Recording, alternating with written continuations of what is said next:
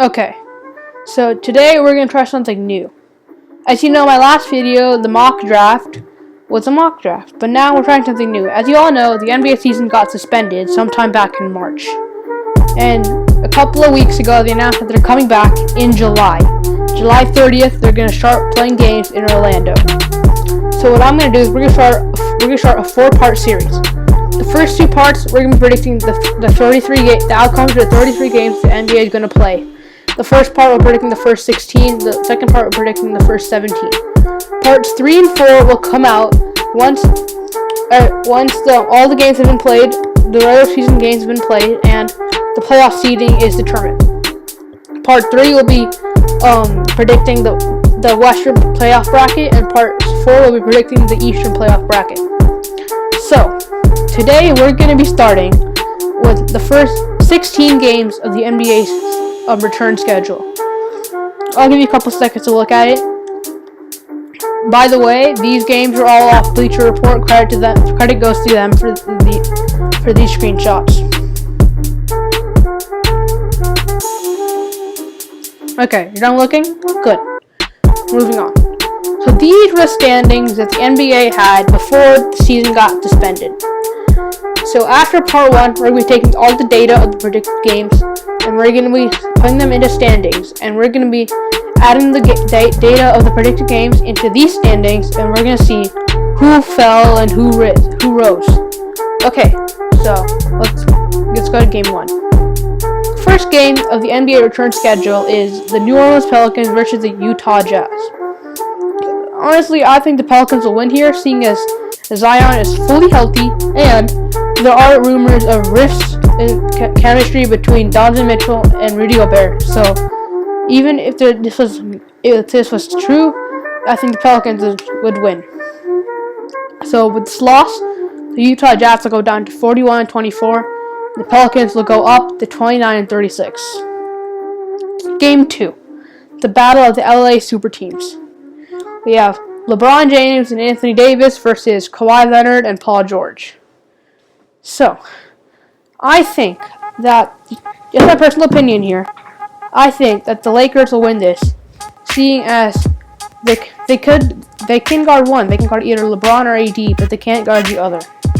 Because Kawhi, he can guard both of them. But Paul George, I don't think he's big enough to guard AD. So, if Kawhi can guard AD will still have an advantage over him since he is taller, and he will easily mismatch Kawhi in the paint.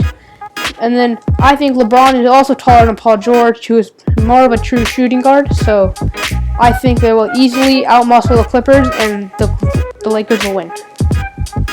The Lakers will go up 50-14, and the Clippers will go down to 44-21. Game 3, rematch of last year's Eastern semis. So, Milwaukee has Giannis and Chris Middleton. And then Boston has Kemba Walker, Jaylen Brown, and Jason Tatum. So, Jason Tatum's at power forward. I think he's a little bit undersized, while Giannis is oversized for his position. I think Giannis will outmatch Jason Tatum. Not by a lot, but just a little bit. Chris Middleton and Gordon Hayward. I think this will go to Chris Middleton. The point guard and shooting guard, Dante DiVincenzo and Jaylen Brown. Jaylen Brown's a little, I think, like, average. No, not average, but like, Jaylen Brown's better than him. And Kemba Walker's but definitely better than Eric Bledsoe. So, but I think Milwaukee, since they have Giannis, who's going to be on a tear now, because he wants to win. He got shut down by the Raptors last year, so I think Milwaukee will win. With this loss, Celtics will go down to 43-22, and with this win, the Milwaukee Bucks will go up to 54-12. Game 4, Houston Rockets and Dallas Mavericks. The Houston Rockets were running a small ball lineup, so who are they going to have to guard Porzingis? They have PJ Tucker, Robert Covington. Both those guys won't be one. Kristaps Porzingis is 7'2", 7'3". He will easily tower over any of the Rockets players. Maybe except Tyson Chandler, but he's like 54 years old now, so who cares about him? So I think the Mavericks will win the Rockets with this loss will go down to 40-25, and the Mavericks with this win will go to 41-27. Game 5 of the return schedule. We have the Miami Heat and the Denver Nuggets. This one took me a little bit of time to decide. Because Jokic, if you haven't been following the news lately, Jokic has contracted COVID. So we don't know if he's going to be coming back or not. So assuming that he does come back, I think he's better than Bam. And then Jimmy Butler can easily take the small forward as the Nuggets play, whoever it is, either Michael Porter Jr., who has some developing to do, or their veteran small forward and Will Barton. Meanwhile, at the guard positions, Jamal Murray is definitely better than Hendrick Nunn, in my opinion. And even though Gary Harris has fallen off this season, I think he's a little bit better than Tyler Hero, who I think has a bright future in the NBA. And then I think Paul Millsap for the Nuggets will outmuscle Myers Leonard. So with this loss, the Heat will go down to 41-25, and the Nuggets will go up to 44-22. Game 6, Utah Jazz to Thunder. I think that this game is like 2 days into the return schedule, and I know I just said that Donovan Mitchell and Rudy Gobert might have a rift in their chemistry, but if they do, this will 2 days back in the playing environment will probably be enough time for him to sort it out. So I'm taking the Utah Jazz over to Oklahoma City Thunder. With this win, the Jazz will go up to 42-24. Thunder will go down to 40-25. Game 7. The Los Angeles Clippers and the New Orleans Pelicans. I think even with the Zion, Kawhi Leonard can easily shut him down. So I'm taking the Clippers over the Pelicans. So with this win, the Clippers will go up to 45-21, and with this loss, the Pelicans will go down to 29-37. Game 8. So the Lakers, who is most people's favorites to win the title this year, against the Toronto Raptors, the defending champions. So, who do I think is going to win? I think the Lakers are going to win. Personally, they have a lot more firepower and star power than the Toronto Raptors. Thus, the Toronto Raptors have last year's most improved player, and this year one of the starting players in the All-Star game this year in Pascal Siakam. But the Lakers have 2 of them. They have a 4-time MVP in LeBron James, and they have Anthony Davis, who is an absolute stud. So I'm taking the Lakers here over the Raptors. With this win, the Lakers will go up to 51-14. And with this loss, the Raptors will go down to 46-19. Game 9, the Portland Trailblazers versus the Celtics. The Portland Trailblazers have a sharp point guard in Damian Lillard, don't get me wrong here, but the Celtics also have a sharp point guard in Kemba Walker. What the Blazers don't have, the Celtics do, is an all-star in Jason Tatum, a soon-to-be all-star in Jaylen Brown, a former all-star in Gordon Hayward. So I'm taking the Celtics over the Blazers here. With this loss, the Blazers will be further from playoff contention with the record of 29-38. The Celtics will be 44-22. Game 10, we have Battle of the MVPs. We have Giannis, the reigning MVP, versus James Harden, 2018 MVP. I think Giannis will easily exploit Houston Rockets' small ball lineup, so I'm taking the Bucks over the Rockets here, no question. The Bucks will be 55-12 after this game, and the Rockets will be 40-26. Game 11, we have the battle of the 2 rookies. Ja Morant and Zion Williamson, the top 2 in Rookie of the Year voting. Well, right now, Ja Morant is the top. I think if the Pelicans are able to push the Grizzlies out of the playoffs, Zion Williamson will definitely take the Rookie of the Year. So, for this game, Zion Williamson, I think, is better than Ja Morant, but due to the lack of the games Zion has played, he isn't getting the respect that he deserves in the Rookie of the Year voting. So, I think it comes down to the supporting cast.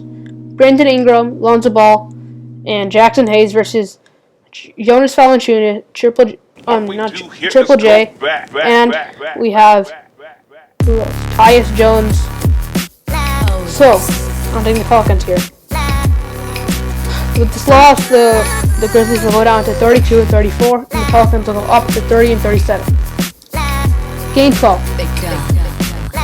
I think this matchup was in the opening week of the NBA, so with the Lakers and the Jazz. I think the Lakers are better than the Jazz here, even though the Jazz have a star rim protector in Rudy Gobert. The Lakers also have a star rim protector in Anthony Davis. But LeBron, who's also a good rim protector, not rim protector but good defender, I think the Lakers will beat the Jazz here. With this loss, the Jazz will go down to 42 and 25, and with this win, the Lakers will go to 52 and 14. Game 13. The Boston Celtics and the Miami Heat.